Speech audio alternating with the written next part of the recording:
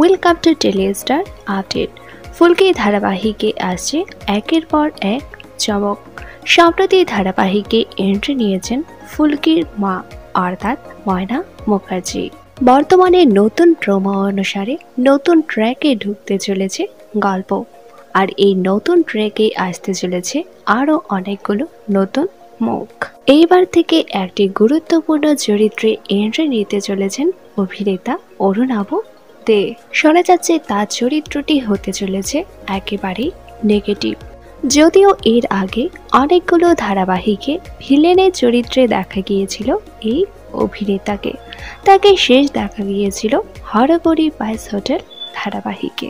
তবে ফুলকি ধারাবাহিকের এই আসন্ন ট্র্যাকে আরও শত্রুর সংখ্যা বাড়তে চলেছে ফুলকির, এবং আরও জমজমাট হতে চলেছে ধারাবাহিকের গল্প। বর্তমানের এই নতুন ট্র্যাকটি আপনাদের কেমন লাগছে তা নিচে অবশ্যই কমেন্ট করে জানান।